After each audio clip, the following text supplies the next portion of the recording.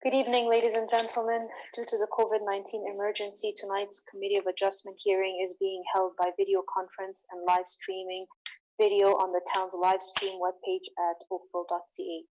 This is a hearing to consider applications for minor variance and consents held under the authority of the Planning Act. Please keep in mind the intent of this process is to review the application that is before the committee, listen to the evidence, and then make a decision.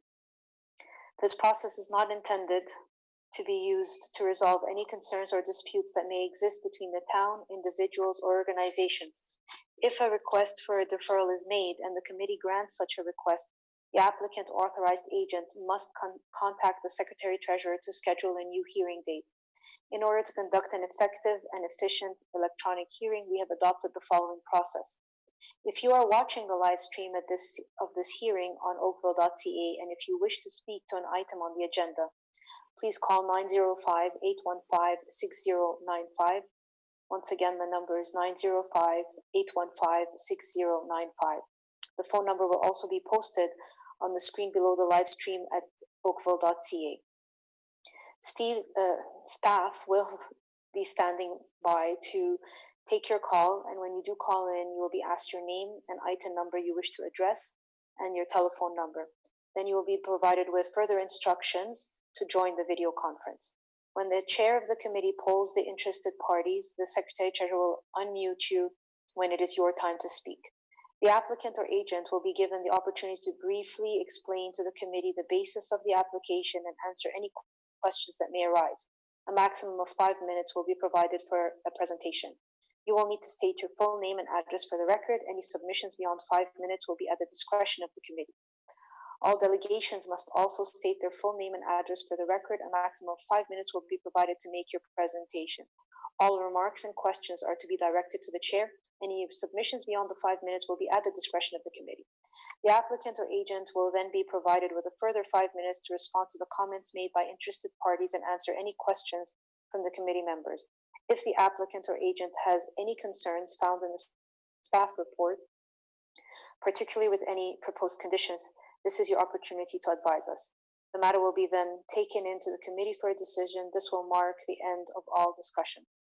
Any person desiring a notice of the decision for an application must provide a written request, preferably through email to the Secretary-Treasurer. Please note that you must make a written request in order to be included on the list that is used by the local planning appeal tribunal for the giving of any subsequent notice of any appeal. Written notice for the committee's decision will be mailed no later than 10 days for minor variance and 5 days for consent. To the applicant and agent and any other person who has filed a written request for such notice. If you do not agree with the committee's decision, you may appeal this to the local planning appeal tribunal. The last day to appeal the decision to the local planning appeal tribunal will be noted on the decision. If no appeal is received within the prescribed time frame, the decision of the committee becomes final and binding. The Secretary-Treasurer will then notify the applicant and anyone who received a copy of the decision through written correspondence. People participating in this hearing are to be courteous to and respectful to the members and the committee, town staff, and other people participating in the electronic hearing. Tonight's electronic hearing is being video recorded and available for future viewing at oakville.ca. Thank you.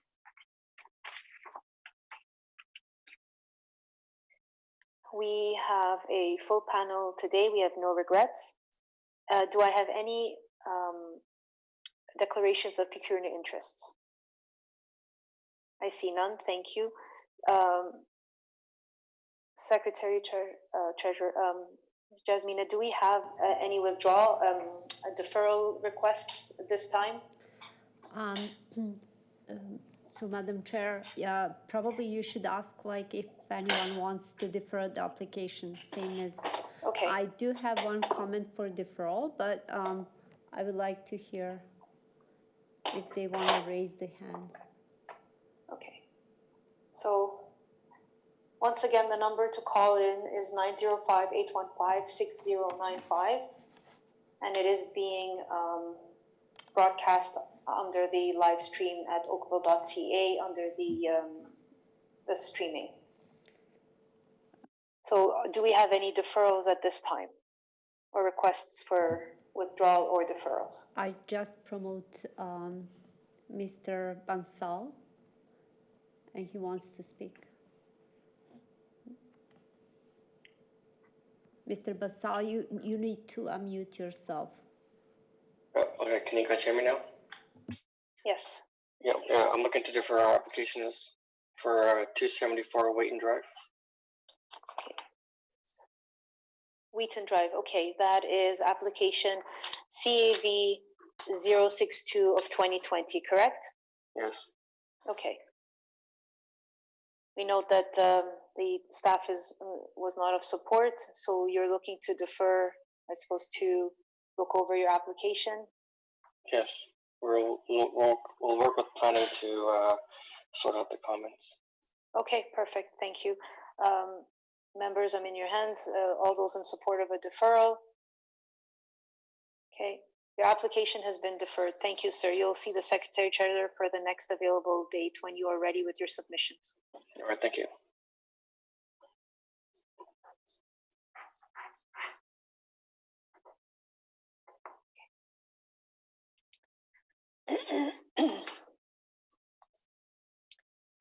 Okay. So the first item on our agenda tonight is CAV 054 of 2020 at 10726 line. Anyone watching the live stream and would like to speak to this item should call the number 905-815-6095. Again, the number is 905-815-6095. The phone number is also posted on your screen below the live stream page at oakville.ca. Staff will be waiting and standing by to take your call. When you do call in, further instructions will be provided for you to join the video conferencing. Is applicant or agent for CAV 054 2020 at 10726 line present? Ms. Beaumont is available? Yes, I'm here.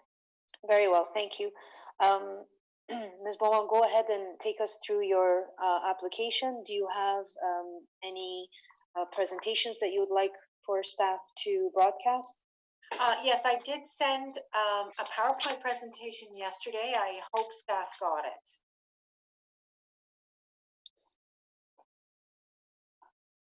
Yes, thank you. First of all, I'd like to point out there was a small mistake in the planning report. In the planning report, the author mentions a garage area of just over 62 square meters. In fact, the garage is 72 square meters. The notice that went out is correct. It's just the planning report that has the error. I think it was probably just a typographic error, but I thought I would point that out. The first thing I'd like to talk about is the variance for the accessory suite, the granny flat, if you want to call it that. If you could advance to slide number 3, please. Yes, so the we have a variance for accessory suite, floor area of 103.1 square meters. As you can see on this plan, the accessory suite is actually behind the garage area. It's a 2-bedroom unit with a living area, and it really doesn't really add to the appearance of bulk or massing in the home because it is behind the garage. I understand that this is a suite for elderly members of the homeowner's family. The second thing I'd like to talk about is the variance for minimum front yard. If you could go back to the site plan drawing, which is, yes, thank you. The minimum front yard is actually being measured. It's a very odd lot configuration. As you can see, the front lot line is on quite an angle. The minimum front yard is from the pinch point of the house to the very narrowest point of the front lot line. And then what we've done is then we've established a maximum front yard that is 9 meters back from that. Again, this all has to relate to that very odd front lot line. But the maximum front yard is 39.09 meters, and we established that so that a minimum of 50% of the front walls of the home are within the minimum and the maximum front yards. Again, it's a technical variance really related to the front yard, the way that the front lot line runs on the property. I believe that the other variances are really quite straightforward. You probably don't need me to explain them to you. I'd be happy to answer any questions that anyone has. Very well. Thank you, Ms. Beaumont. Members, do you have any questions or items of clarification of Ms. Beaumont at this time? I do have a note on our sheets here that we have an interested person, neighbor who'd like to speak to the application. Mr. Earl R. Cranfield, is he online yet?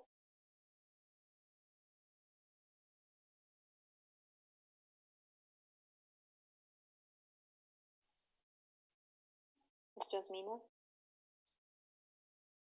So, Madam Chair, I just promoted two panelists, and if Mr. Cranfield wants to speak, now it's time.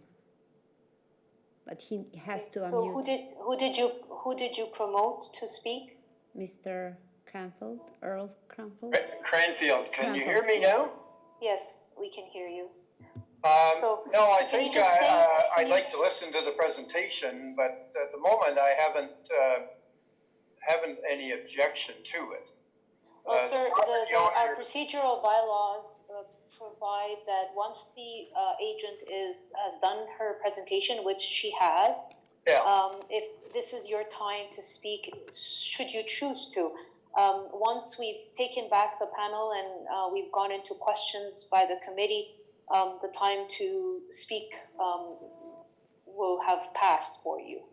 I see.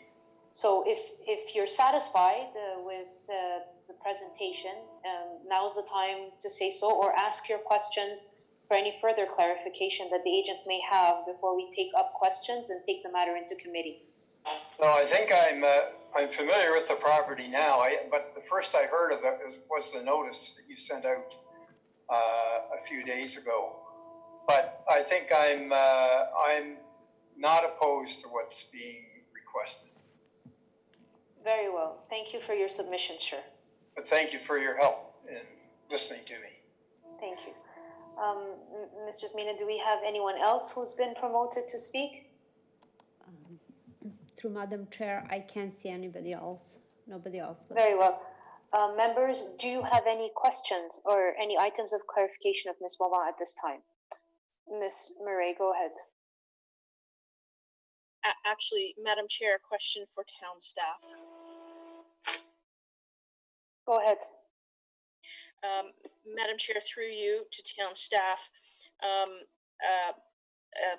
the first part is a comment noting that we have had the challenge of looking at accessory dwellings in the past. In this particular instance, I note that the accessory dwelling size and the accessory dwelling is supported.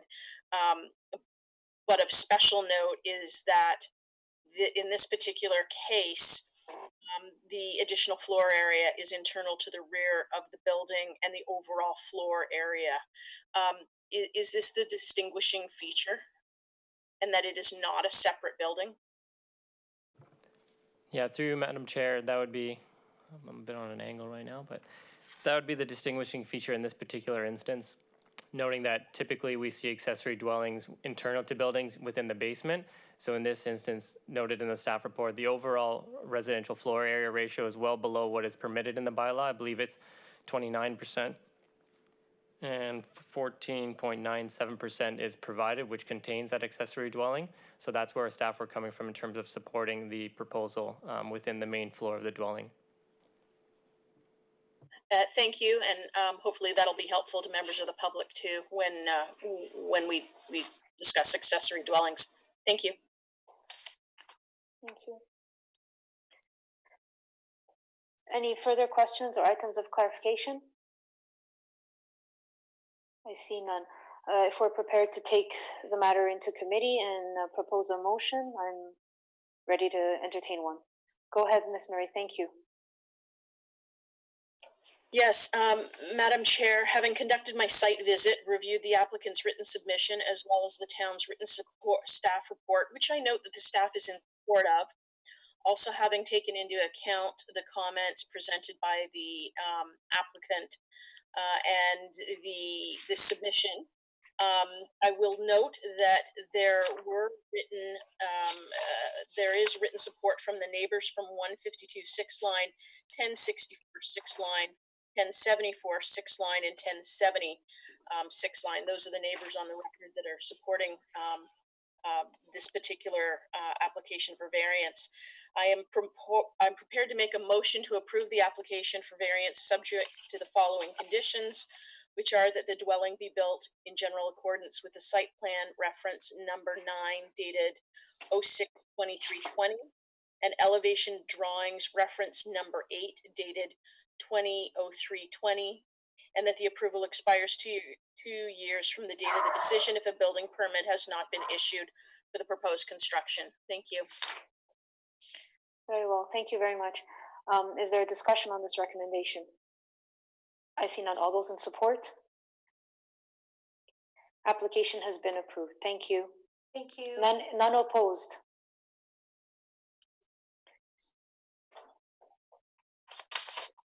So the next item on our agenda is CAV 061 of 2020 at 1503 Pembroke Drive. Anyone interested in this application would like to speak to this application is asked to call 905-815-6095. Again, the number is 905-815-6095. Staff will be standing by to take your call, and when you do call in, further instruction will be provided to you to join the video conferencing. Thank you. Who is here to speak to application 1503 Pembroke Drive? Hello. Hi everyone. My name is Ruzbeh Daneshvar. I'm the applicant and the owner of this property. Very well, thank you, Mr. Daneshvar. Go ahead, sir. Did you submit a presentation for you? I submitted the. It's not a PowerPoint. It's a PDF file. I sent it to Jasmina this morning. Very well. They're pulling it up right now.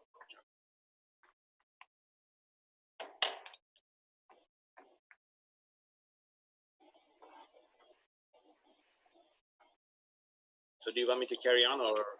Yes, go ahead, sir.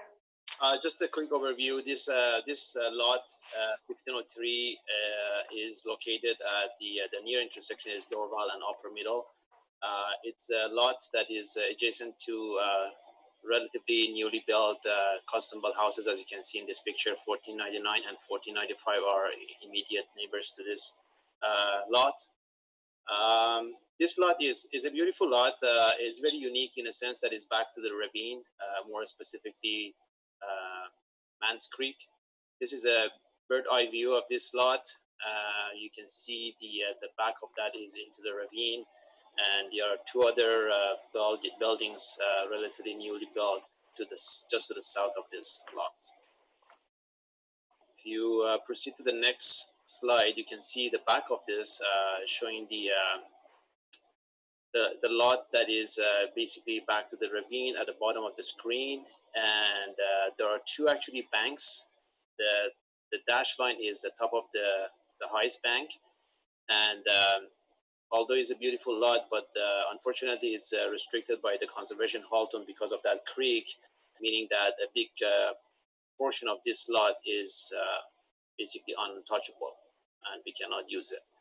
And that is actually just roughly, you can see here, it has to be 7.5 meters from the top of the bank, any construction, which is pretty much consistent with the adjacent newly built two-story dwelling just to the south, as you can see.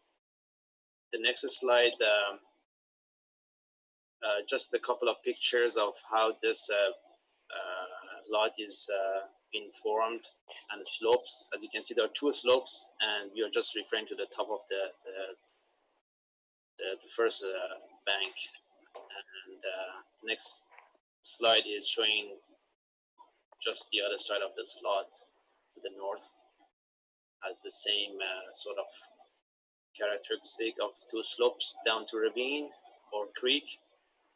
And the next slide is another view just from the top, from the bottom of the lot where the ravine is facing up.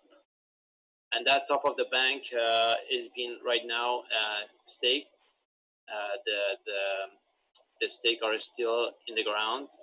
That was done by a manager from the Conservation Halton back in June 3rd. And from that point, we are supposed to have the construction 7.5 meters, and the architectural drawing, the recent one, they reflect that restrictions. So the next slide is what we're proposing for this lot. Is a two-story dwelling, contemporary design done by Lima Architect. Mr. Fernando Lima is actually the architect of the adjacent newly built buildings as well. So he's very familiar with this surrounding neighborhood. At our request, he designed this contemporary, which we believe that it would improve the look and diversity of this neighborhood. And if you go to the next slide, you will see there is another contemporary design not very far from this lot on the Russell Drive, just I guess down the road, that has been built already. I don't have any picture of that, a close-up picture of that, but that's a contemporary flat roof dwellings. So basically, if you go to the next step, the site plan here, I'm not sure if you can see the table, the statistics. What we are asking is basically an increase of the maximum residential floor area ratio. We understand that the zoning bylaw for RL 3-0 is 43%. What we're asking is an increase to 49.8%. The reason we're asking this is because, as I mentioned, a big chunk of this lot is restricted by the Conservation Halton. So that means we are just looking at 43% of the top of the bank area. And that is only 500. I'm just going to use the metric here because these numbers are metric. The whole lot is 836.22 square meters. And the top of the bank area is restricted to 545 meters and 59 square meters. So we can only build 43% of that. But if you, for a second, disregard the restriction of the Conservation Halton, assuming that there is no restriction or constraint, in fact, what you're proposing here with this building is a floor area ratio of 32% and a bit. So yeah, so that's pretty much is the request here. There are, I guess, more or less the same sort of situation that the adjacent properties, I guess, they were facing in the past, and they were actually larger buildings than what we are proposing here. The most recent that we actually participated in the hearing last year was another building, just a few buildings down the road on the same street, Pembroke. It was, I guess, 1447 Pembroke, and they were asking an increase from 42% to 54%. The following slides, if you wish to take a look, there are just the floor plans. They're not really related to the request here, just for your information. I understand that there was a comment in the review that the frontage probably needs another variance, probably request, but my discussion with Mr. Lima was that we can tweak the design such that we won't need another variance. We would be able to meet that front yard setback with a small adjustment. But for now, we're just requesting for that increase of maximum residential floor area. Very well, thank you. Committee members, does anyone have any questions to Mr. Denchavar or items of clarification? Go ahead, Ms. Murray. Thank you. Quick clarification through you, Madam Chair, to either the applicant or town staff, support staff. I think the notes indicate the portion of the property located above the bank is 557.5 meters, and I believe the applicant indicated it was 445 meters. I might have gotten that wrong. Just looking for clarification. Thank you.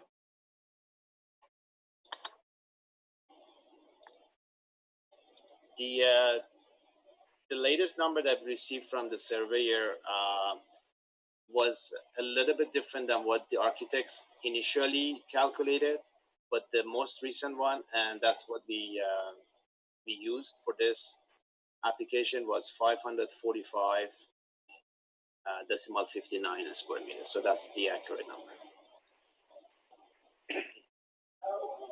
45 versus 57. Is that what we're looking at?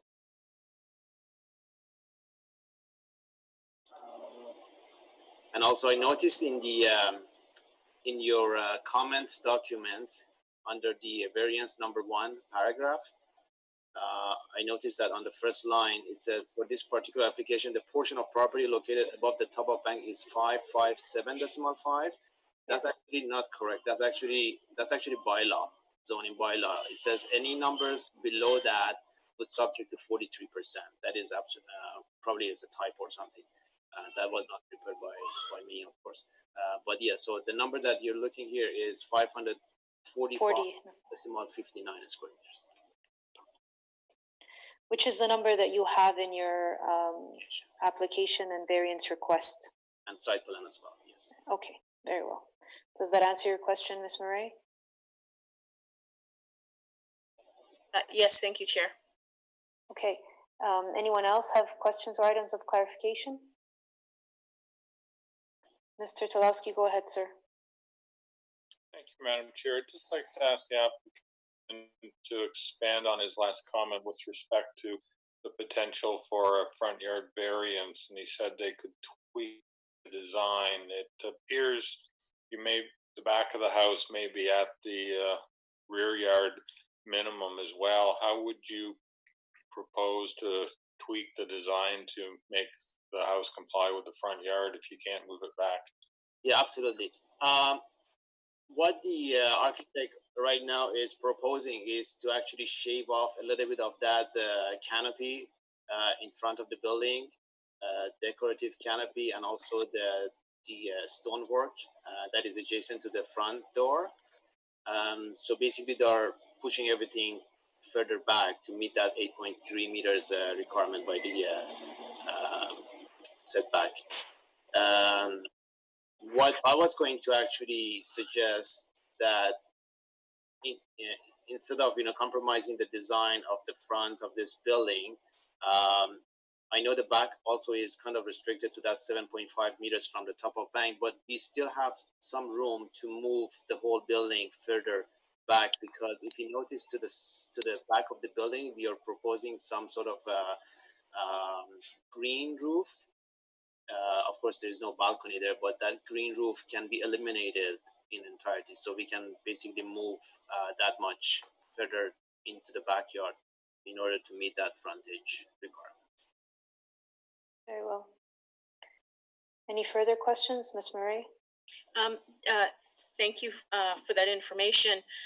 Question through you, Madam Chair, to town staff. Should that tweak that was explained by the applicant be made, would it not change the built form of the development, including scale and massing and architectural character, that would really maybe speak to whether or not it's appropriate? Through you, Madam Chair, we had a similar instance last year. I believe it was Bridge Road. I can't remember the exact address, but similar changes were made and the building was able to be slid a little bit further back in this instance. I believe it only needs to be moved 0.65 meters. So in regards to the available space in the rear that it's able to be moved, and the width of the elements that are going to be slimmed up at the front and the back, I believe the overall elements would still look the same. They would just be thinner in terms of profile. So I don't believe staff would have any concerns with that when it comes in for a building permit to be reviewed at that time. Thank you. Very well. If there are no further questions, Jasmina, do we have anyone standing by that would like to speak to this application? We note that we do have one letter of support. Is there anyone else that may have called in during this time? No, through Madam Chair, we haven't received any phone call. Okay, very well. So then we are ready to take the matter into committee. Who would like to move a motion? Mr. Telawski, go ahead, sir.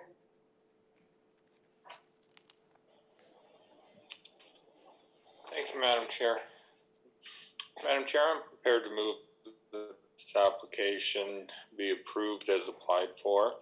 I'm satisfied that the variance is largely technical due to the nature of the lot. I have some concern with the comments about the front yard setback, but after looking at the drawings, listening to staff's explanation, I'm satisfied that the very small changes, and ideally all they're going to do is remove the green roof at the back and move the house backwards, will not have a significant impact on the dwelling itself, which I'd also note, even with the variance, it in no way is going to be the largest or most imposing new build on this street. So I'm satisfied that this application meets the character of the neighborhood. And with my earlier comments on the redesign, I'm satisfied, as I said, that it's not going to be a significant impact. And I'd be satisfied in changing the first condition that dwelling proceed in general accordance with site plan and elevation to the approval of the Director of Planning, and as opposed to the drawings that were submitted. And I'd also make it conditional on a building permit issuing within 2 years. And would note the one letter of support as well from the community. Just as a point of clarification, your condition will not cite the drawings that are dated June 24th, 2020? No, I would make it in accordance with site plan and elevations to the satisfaction of the Director of Planning, as I believe they will have to amend the drawings, but that it won't have a significant impact on the design of them. Very well, duly noted. Thank you. Ms. Jasmina, did you get all of that? Yes, I do. Okay, very well. So is there a discussion on this recommendation? I see none. All those in support? Okay, the application has been approved. Thank you, Mr. Danishvar. Thank you very much for your time. Appreciate it. Okay, the final item on our agenda is CAV A063-2020 at 1317 Hickson Hickson Street. The number to call if you would like to speak to this matter is 905-815-6095. Again, the number is 905-815-6095. When you do call in, staff will be standing by to take your call, and further instructions will be provided to you once you call in to join the video conference. And the number again is listed at the live stream at oakville.ca. The CAV 063 of 2020 at 1317 Hickson Street. And I believe we have agents, Mr. David Capper and Mr. Stephen Close. Is that correct? Thank you, Madam Chair. If Stephen is attending, he's attending for monitoring purposes only.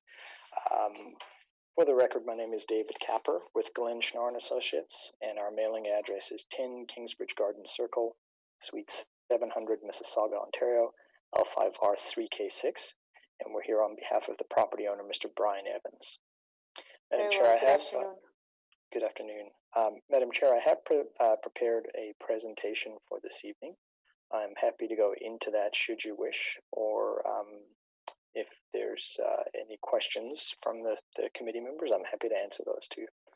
We have no items, or sorry, we have not had any calls from anyone regarding this application. So what I'd like to do is, if you want to briefly take us through it, it'll give the members of the public a chance. We do note that staff is in support of your application, but given the fact that we have no support nor opposition, I'd like just to put it out there and leave it for the public to just have a few minutes to call in. We're all getting used to this procedure in terms of being online, and so go ahead and take a few Absolutely. minutes, and then we'll take it from there. Absolutely.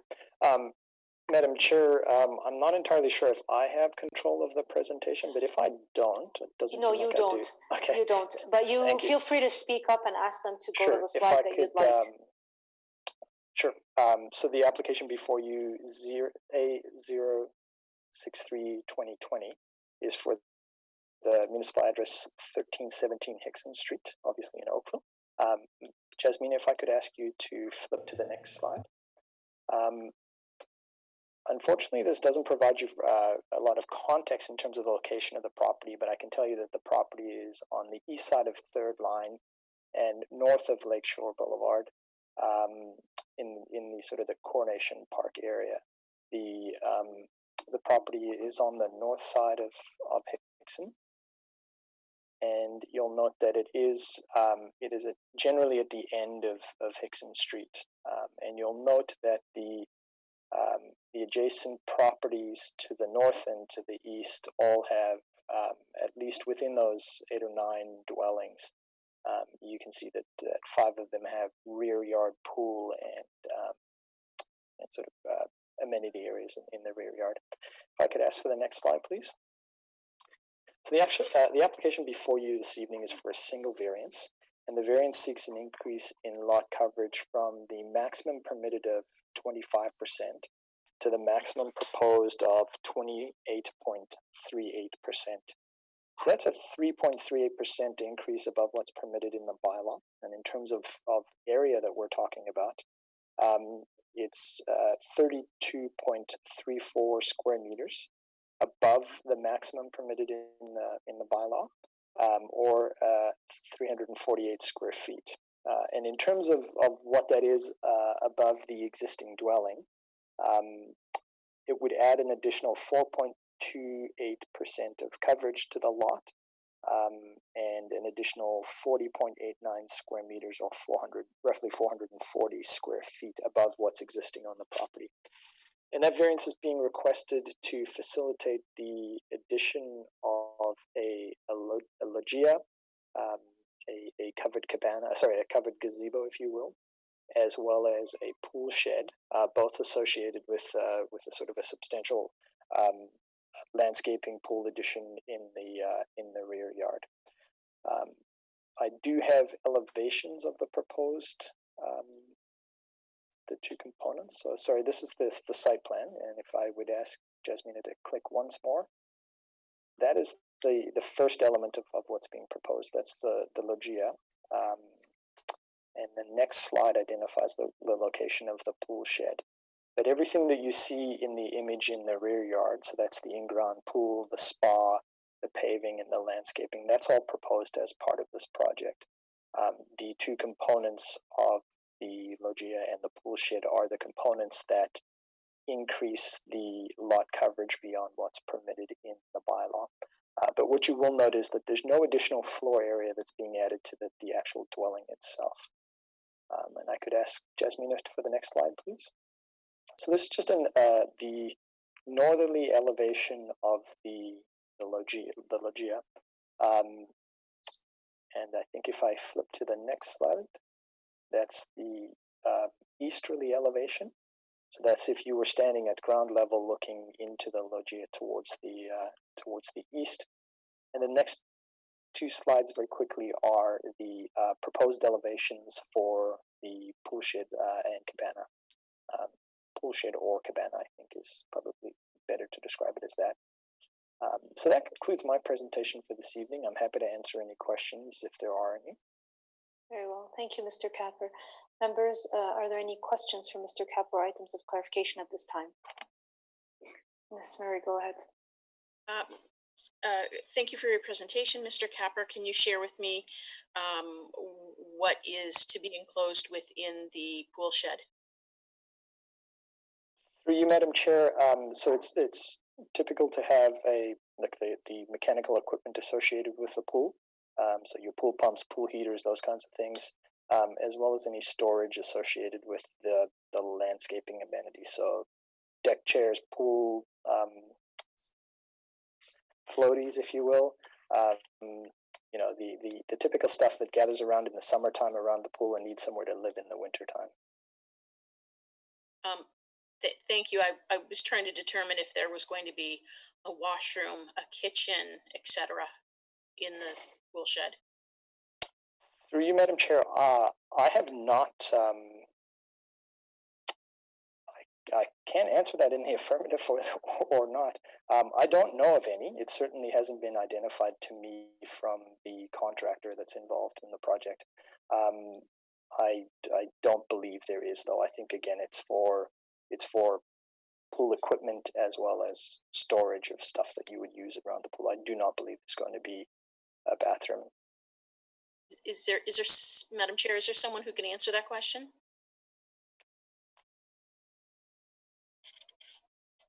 Perhaps planning may have an indication through their discussions with their client or through the application process. Yeah, through you, Madam Chair, there was no discussions with the applicant prior to submission, and all staff have to go by is the plans that were submitted, and looking at the site plan, it's just labeled as structure and the size that's proposed, nothing in terms of what will be contained within it. More detailed plans would come through a review of the building permit drawings, and at that time, if there is anything indicated on the plans that is kind of contrary to what is approved during this application, that would be flagged for planning, and potentially further review would be required at that time. Thank you. Very well. Madam Chair. Yes, go ahead. Sorry, Madam Chair. If I could just add, if I may, I think the concern is whether or not this accessory structure could be used for habitable, for yes. any type of habitable space. Certainly, that's not the intent of the application. I do note that if there was a washroom that would be proposed, it would be subject to building permit issuance, and it would go through the review through the building permit. You're probably well aware with accessory structures, the point in time when you introduce bathrooms as well as kitchen facilities and hardwiring for kitchen facilities, that's at the point in time where something would become an accessory structure with a dwelling inside. Certainly, I don't believe that's the intent here. I think this is simply a pool shed for storage. Okay, thank you for your submission. Any further questions before we take the matter into committee? Okay, I see none. Just to double check, Jasmina, we have not had anyone call in with interest to speak to this application, correct? Correct, through Madam Chair, no phone calls.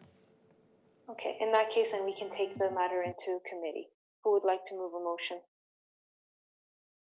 Mr. Hardcastle, thank you. Go ahead, sir. Thank you, Madam Chair. Having undertaken my site visit, reviewed the materials, heard the applicant's submission and staff's written report, I'm satisfied that the requested variance conforms to the four tests of the Act. I'll put forward a motion of approval, noting that the additional coverage is contained exclusively within the rear yard. And does not contribute to massing or size of the building. So I'll put forward a motion of approval subject to two conditions. Those conditions being that the addition and accessory building be built in general accordance with the submitted site plan and elevation drawings dated June 23rd, 2020, and that the approval will expire within 2 years of the date of the decision if a permit has not been issued. Very well. Is there a discussion on this recommendation? I see none. All those in support? Okay, the application has been approved. None opposed. Thank you very much, everyone. Have a great evening. You too. Thank you. We have minutes to confirm for July the 14th. Who would like to confirm those minutes? Ms. Marie, thank you. Minutes have been confirmed. And then at the present time, motion to adjourn. Mr. Hardcastle, motion to adjourn.